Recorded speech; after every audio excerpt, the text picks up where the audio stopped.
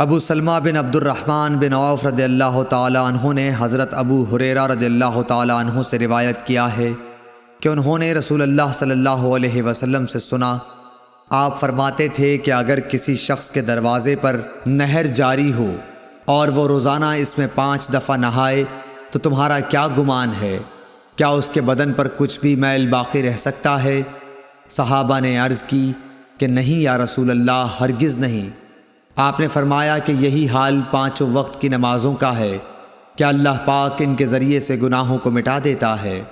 صحیح بخاری حدیث نمبر 528۔ ابو سفیان سے روایت ہے، انہوں نے کہا میں نے حضرت جابر رضی اللہ عنہ کو یہ کہتے ہوئے سنا کہ میں نے رسول اللہ صلی اللہ علیہ وسلم کو یہ فرماتے ہوئے سنا، بے شک آدمی اور شرک و کفر کے درمیان فاصلہ مٹانے والا عمل نماز کا ترک ہے۔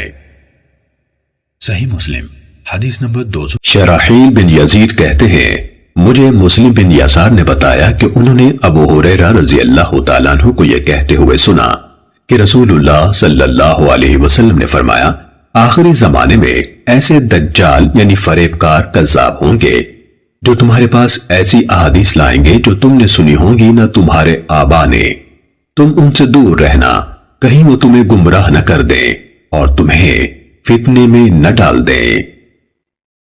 صحیح مسلم حدیث نمبر 16۔